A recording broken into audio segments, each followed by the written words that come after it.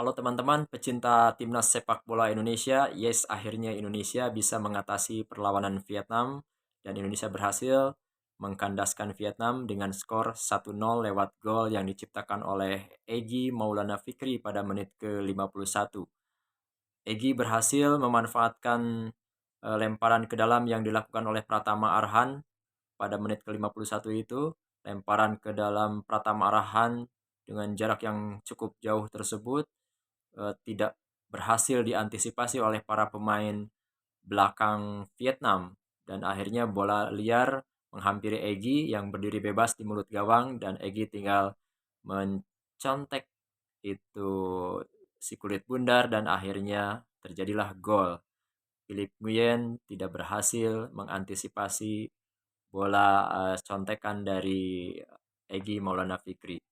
Baiklah teman-teman, kita sedikit membahas jalannya pertandingan dari babak pertama ya. Di babak pertama Indonesia sangat kesulitan mengembangkan permainan. Tercatat sekitar 20 menit awal Indonesia berada dalam tekanan Vietnam ya, yang tanpa kita duga Vietnam ternyata berani tampil menyerang, menekan terus jantung pertahanan Indonesia dan para pemain Indonesia dari lini tengah sampai lini belakang dibuat tidak berdaya, hampir hampir saja Indonesia kecolongan ya di 20 menit awal babak pertama tadi. Namun akhirnya Indonesia mampu mengatasi tekanan-tekanan yang dilakukan oleh para pemain Vietnam dan akhirnya pada sekitar menit ke-20 ke atas Indonesia baru bisa mulai melakukan pergerakan-pergerakan ke jantung pertahanan Vietnam. Dan seperti yang kita lihat bersama-sama tadi, Indonesia minim sekali peluang pada babak pertama tadi.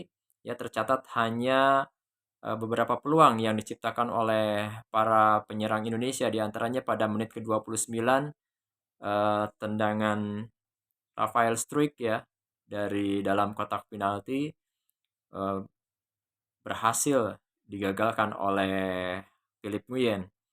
Kemudian umpan Yakob Sayuri ya pada menit ke-32 juga berhasil diantisipasi oleh para pemain belakang timnas Vietnam dan hanya menghasilkan tendangan sudut.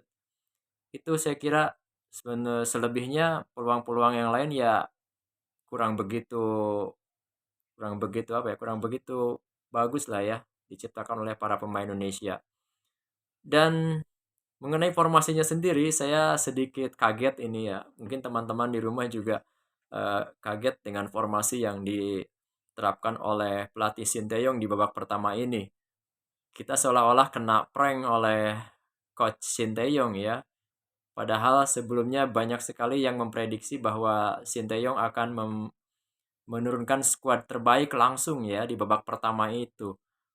Eh, banyak yang akan Banyak yang mengira Sin akan menurunkan Sandy Walsh langsung bersama Pratama Arhan di kiri, tapi kenyataannya Sin lebih memilih Nathan Choaon ya di back kiri.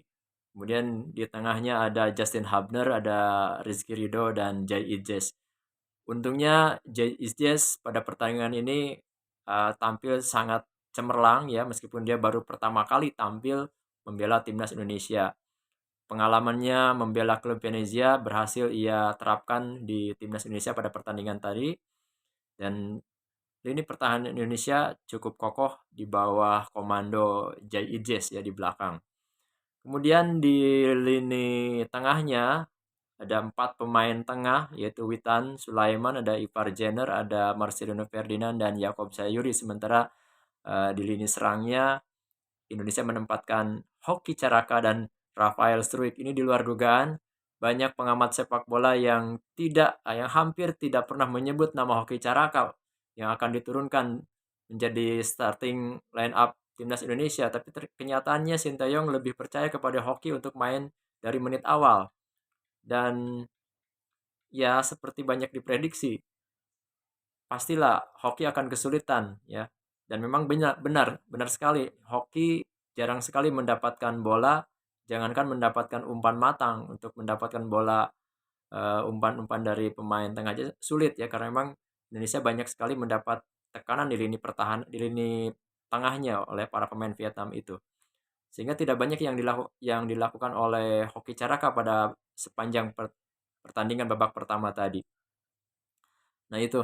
Kemudian di babak kedua barulah Indonesia mulai menemukan bentuk permainan terbaiknya setelah para pemain yang cukup berpengalaman masuk ya. Tercatat yang masuk itu ada Pratama Arhan menggantikan Nathan Choaon yang ya Nathan Choaon tidak begitu jelek mainnya, tapi memang dia butuh adaptasi yang lebih lagi dengan rumput Stadion Gelora Bung Karno ya. Dia belum terlalu nyetel dengan permainan Sinteyong sehingga Arhan masuk bersamaan dengan Sandy Walsh juga masuk menggantikan Yakob Sayuri yang Yakob juga kurang begitu bisa mengeksplorasi kemampuannya karena memang dia terus-menerus dimarking oleh para pemain belakang Vietnam. Kemudian juga Egy, ya akhirnya Egy masuk menggantikan Hoki Caraka sehingga di lini depan itu ada Egy, ada Struijk, dan ada Witan. Egy di kiri, Struijk di tengah, kemudian Witan di sayap kanannya. Kemudian ada di tengahnya ada Arhan, Ivar, kemudian Marcelino dan Sandy Walsh. Dan pada menit ke-85 Rizky Ridho diganti oleh Ricky Kambuaya dan akhirnya bertukar posisi. Ricky menjadi gelandang menggantikan posisi Sandi dan Sandi agak turun ke belakang menggalang pertahanan bersama J.I. Jess dan Justin Hubner. Nah, di babak kedua inilah baru banyak sekali peluang yang tercipta oleh para pemain timnas Indonesia ya. Selain gol ya tadi yang diciptakan oleh Egy Maulana Fikri menit ke-51. Kemudian ada juga di menit ke-56 crossing dari Ivar Jenner yang gagal dikonversi menjadi gol oleh Jai Ijes dan bolanya masih bisa diantisipasi oleh kiper Philip Nguyen.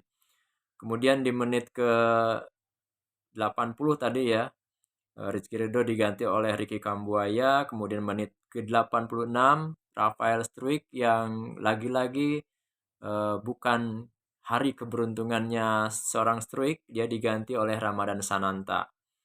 Kemudian ada satu assist dari Pratama Arhan kepada Egy Maulana Fikri di menit ke-89 di sisi kiri Pratama menyodorkan umpan kepada Egy tapi akhirnya gagal dikonversi menjadi gol oleh Egy Maulana Fikri. Tapi terlepas dari semua itu teman-teman saya cukup senang dengan hasil ini artinya target timnas Indonesia untuk memenangi pertandingan bisa tercapai berapapun jumlah golnya meskipun sebelumnya di banyak pengamat termasuk saya memprediksi pertandingan ini akan berjalan mudah bagi Indonesia tapi nyatanya sulit. Indonesia hanya berhasil melesakkan 1 gol padahal sebelumnya saya juga memprediksi Indonesia minimal bisa memenangi pertandingan ini dengan margin 2 gol lah minimal lah. Tapi kenyataannya ya memang hanya 1 gol tapi itu patut kita syukuri Indonesia masih bisa memenangkan pertandingan dan memenuhi target di pertandingan ini. Padahal Vietnam sudah berusaha semaksimal mungkin untuk menggagalkan kemenangan Indonesia. Vietnam melakukan segala cara agar Indonesia tidak bisa menang di Gelora Bung Karno. Tapi syukur berkat gol Egy Maulana Fikri Indonesia bisa memenangi pertandingan ini. Kita nantikan nanti di Stadion Maiden di Hanoi, Vietnam sana apakah Indonesia akan mampu mengatasi perlawanan dari Vietnam atau setidaknya Indonesia diharapkan bisa bermain seri saja di sana ya. Ini akan cukup membuat posisi Indonesia aman di klasemen sementara di posisi kedua. Begitu teman-teman, nanti kita berjumpa lagi dengan video-video saya selanjutnya. Mudah-mudahan ada lagi informasi-informasi terbaru mengenai perkembangan timnas Indonesia. Apakah nanti Tom Haye dan Ragnar Orotmangun jadi bisa tampil melawan Vietnam di Hanoi sana atau bagaimana kelanjutannya kita nantikan saja. Teman-teman tetap ikuti akun saya agar tidak tertinggal info-info terkini seputar sepak bola Indonesia. Yang belum berteman silakan boleh berteman, boleh like dan komentar. Sekian dari saya Edi Koben, salam sepak bola.